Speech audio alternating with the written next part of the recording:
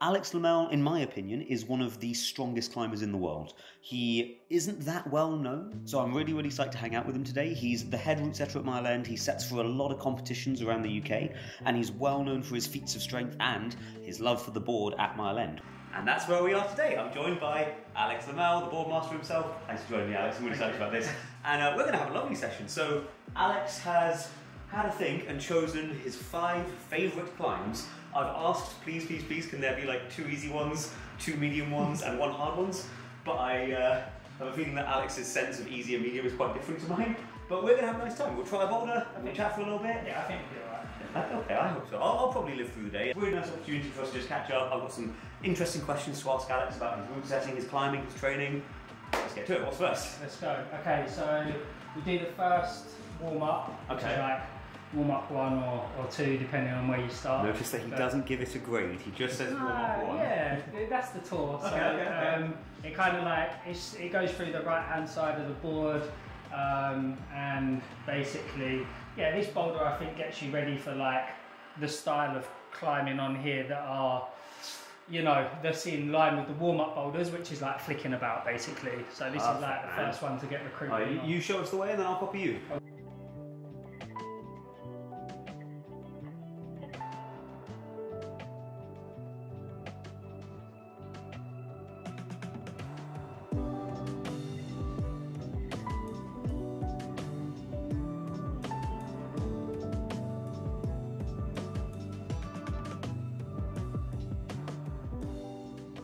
This is a pretty old school board. In fact, is this the oldest board in London? I reckon it's probably around the same time as the wave at the castle. Oh right, so like one of them could potentially be a bit.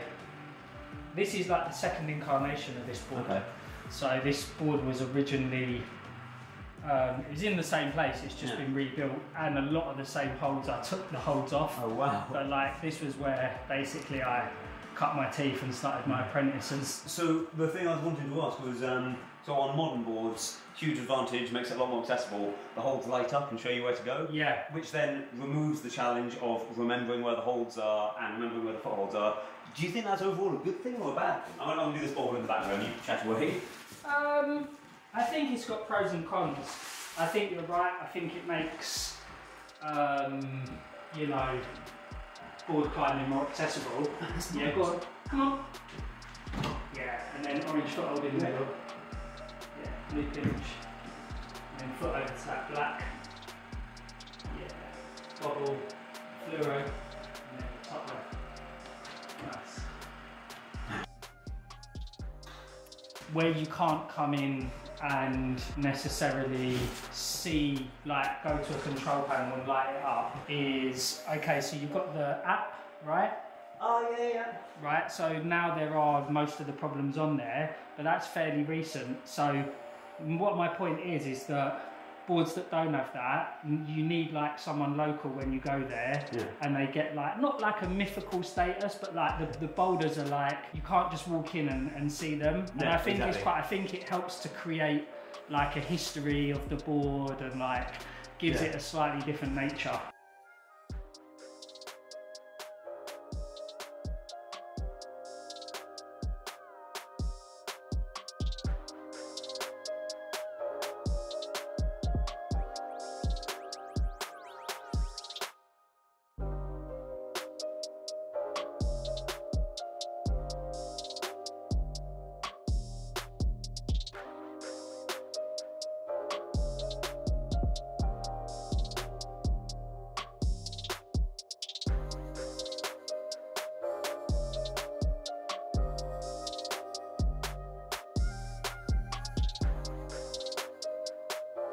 The so many moves that Alex does, where when he does it, it looks fine because it's like low feet and he just like floats up to the next one. And I get that, I'm like, is that the move you did? Because it looks so far. You're gonna wince, but I think Alex is one of the strongest climbers in the world. I know, I knew you'd react like that. But okay, to be clear, this edge here, so the smallest hole in the V-maker, I'm not that weak, but if I can hang this at body weight, I'm pretty happy. That's like my top level of strength. Alex and I were climbing another centre a while ago, and I saw him hang this edge with 24 kilos in the other hand. Now sometimes people do like loads of added weight on the 20 mil edge, but not that many people are adding anywhere near that amount of weight on this edge. So you train a lot and you're quite strong. Yeah. What motivates you about training so hard though? Because I think contrary to most climbers, you're not that psyched about going out and doing really hard outdoor boulders, right? I am, but I just don't. I live in London. I have the same thing. I'm a full-time routesetter. It's hard to get out, and the enjoyment I get from route setting and training is enough to keep me satisfied. Yeah.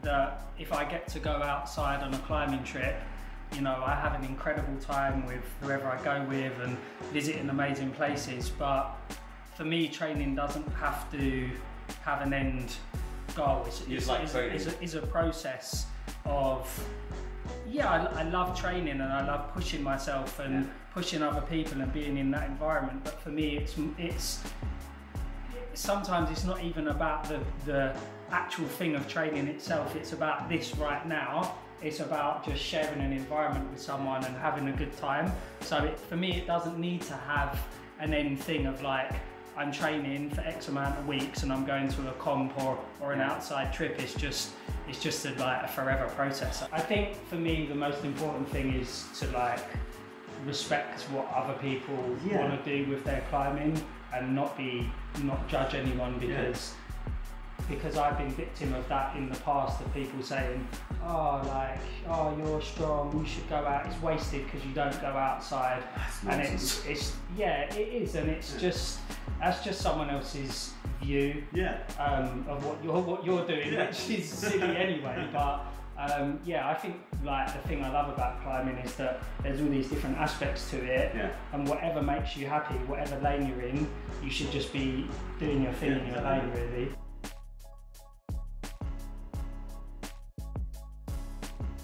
But what happened was I was just seeing guys like, when I say guys and girls, like people were just hanging off with loads of weight, and I was like, I wonder if I could do like 20 would be good. I think I saw a Pope, dude. I think I saw a Pope hanging off of this thing with 20, and on his story, and he was like, I'm part of the 20 kilos club again. And I was like, I wonder if I could, and I hate this edge. For me, I really like that edge. No, I shouldn't say I hate it. For me, it's uncomfortable, which is why that's just my personal thing. I do most of my training on these outside edges. So so I started trying like 20, and then like, I think I was like, it'd be cool to do 5 seconds with 20, and I got close to it. When I tried it, I tried to do that 20 kilos for a few weeks. And like that was just one session for a couple of weeks, and I was like, okay, cool. And then that day we were there, I was like, let me just try that at the end of the session, and I was like, new record. Well, no, it's just like, okay, cool. And it felt quite near max actually at 24. But then there's other things that I'm not good at, which people probably, like, I've only just been able to do like one-armers, like reps of one-armers on a bar. Oh man, well done. Yeah, no, but people... I've never been able to do those either. Yeah, but like people think because you can do one thing, and that's what I mean. Like for me, I was so psyched about that, and someone else who maybe couldn't even do a one-arm hang could probably like rinse me at that, and that's what climbing is. Yeah, basically. Exactly, man.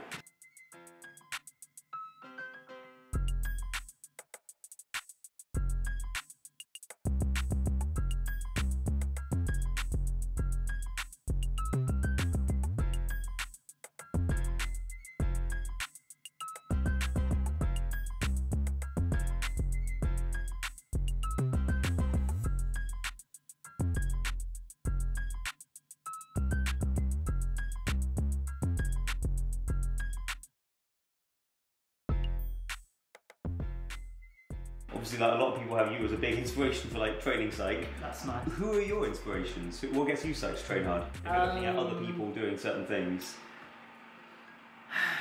For me, it's more like about who I can have a good session with. So it's not necessarily, because there's loads of people that are really strong and like an inspiration, but for me it's more like the people that are around me are my inspiration. That's nice. Because when I see someone go through a process of dedication to get somewhere, you know, or I have time invested in a friendship with someone, you know, and I've seen a different journey for them. I think that's what motivates me to be a better climber, or like in the moment being pushed by someone when I'm ready to go and they're ready to have another go at another boulder problem, and then I do like, not in a competitive way, but in a pushing each other way, in a psyched way, exactly. That's really nice. So yeah, I wouldn't really name any specific, like, obviously there's all like the classic World Cup climbers that are like incredible. The movement and the way they can move is so mind blowing. Like, you know what I mean? And that's very inspirational. I came from the cold, used to rest on the floor and stitch up my wounds. Was born a soldier, flipping the struggle. I'm taking it worldwide. Hold it down when you talk to me. Say it is what it's supposed to be. Say it loud, but I mean it too, Talk that good when you talk to me. Say it nice and I give it to you. You know my word is bond, What we on now is wild shit trip. Life is lit, take a breath, that's it. Now it's wild, shit a trip. Life is litty, the gift, so I'm him. I don't really lack nothing. Drip black fish, hit the splash button. Landlocked, too bad for him. And they liable to talk, but it's mad rubbish. It don't mean nothing. From the soil, trying to make it to the top floor of the penthouse, pen games, something mad yucks, bros. No sleeping, been a task rabbit, been a lab at it. The chief of the tribe. I've had a couple of moments on this board where I chose to use a foothold, which I think should have been allowed, and I heard Alex Lemel go, negative, and then I did the boulder again because it wasn't the way Alex wanted, and then just now as I went for the second last move this one, I was going to switch feet because I could feel it was going to be loads easier, and then before I did, I was like, Alex didn't switch feet, and I thought if I switch feet, I'm going to get yelled at again, so I'm going to do it off the wrong foot, which takes a bit more strength. So I think that leads on to a pretty obvious question, which actually I was asked earlier today by a student. Technique on the training board. Yes, no, what are your thoughts? Well, first of all, there isn't ever no technique on a board. There's even technique at campsing. There's mad technique at campsing. It just doesn't look like it, even more so depending on who you're watching campsing as well. For me, this is just my philosophy of training on boards, is that, and in line with the style of boulders we've done, you'll notice is like low feet and flicking and generating between holds, because if you train in that way, then when you come to climb other boulders where there are no rules, and you employ a better body position or you have higher footholds, then inevitably the boulders are easier. So it's just a way of training like maximal force. There's no rules for board climbing, and if that's what you want to do, because maybe there's a reason you're doing that, because you're not good at drop knees. So there's no judgment for any, like, you need to do what you want to do on the board for your progress. But these boulders are like when you go to the school, like there's specific rules for the boulders, and I think it's good because you don't get that. This is one of the, you know, when we were talking about boards earlier with lights and stuff, and you know, you see people on the moon board and stuff like putting heels on and stuff, and that's fine, but you wouldn't really get that on this board, you know, because this specific warm-up tour is designed to be hard.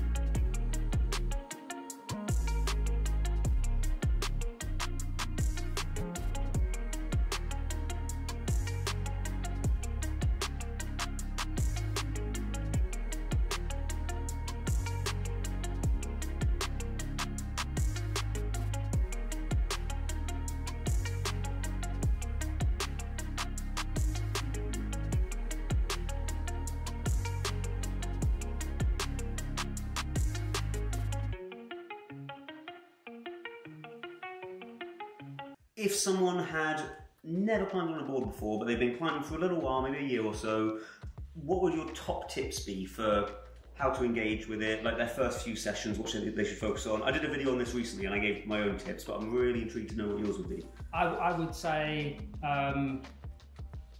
first of all, be ready to invest some time into it, right? And invest the session into it. So do a good warm up, do a minimal warm up to the point of don't exhaust yourself. Don't be tired before you get on the board. Yeah, exactly. Like, think this is going to be my board session. The next thing I would say is spend the time to work out 3 boulders maybe. So, because you see so many people come onto a board, if it's not a moon board or a kilter, and they just spend time not knowing where they're going to on the next grip. So make sure you've got your boulders worked out. If you're on a kilter or a moon, then have an easy, medium and a hard. So you know you can do the first one the first go, the second one takes a few goes, and the third one's the project. And then expand that pool of boulders to fit those 3 categories. And the third thing, if you really wanna progress, is if you can have someone to climb with or train with, because a training partner is one of the single biggest things that will help you to progress, I believe. Let's go for another. And get ready to try really hard, because not a lot of people try. That's the extra fourth nugget. There's no magic trick, it's just hard. No, yeah, but it doesn't. No. It doesn't matter. My trying hard is the same as someone's output who's only been climbing. Just be ready to try hard, because board climbing gives back when you give to it in that way.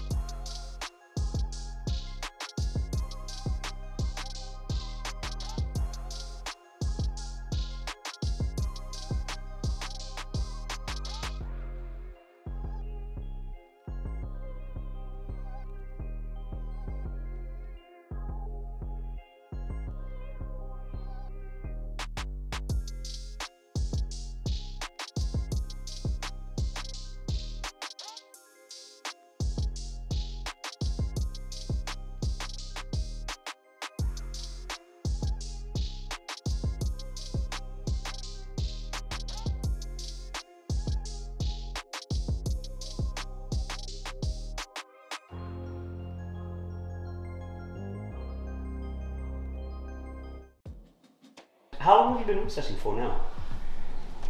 Between 15 and 20 years. Oh man, a long time. Yeah. How did you first get into it, and how different was it when you first started?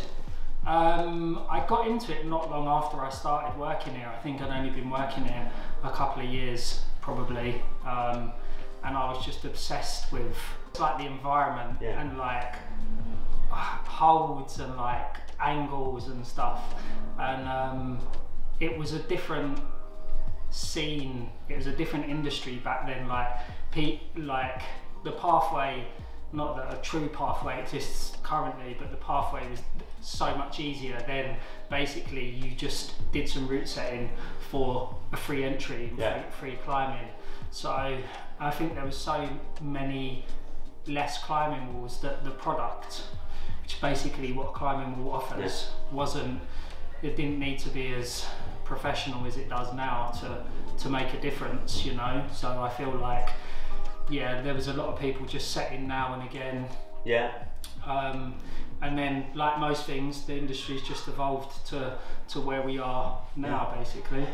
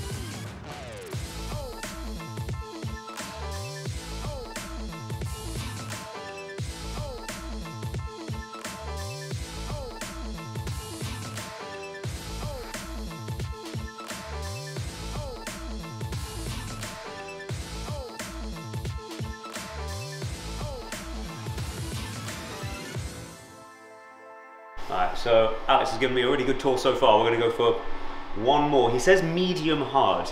They felt quite hard so far. So go on, what's the last one you got? This boulder's like, from where we're going to do it from, should be like one that you'll do at the end of the warm-up tour, just to have a few goes to feel like, it's like you might do it first go and you'll be like, okay, pretty tough with like that, I'm feeling good today. Yeah. Like a lot of these boulders, as we've discussed, like that's something for people to take as well for their sessions. Like when you do a tour that you've already done, you can tell how you feel on the boulders, so you can gauge like what shape you're in.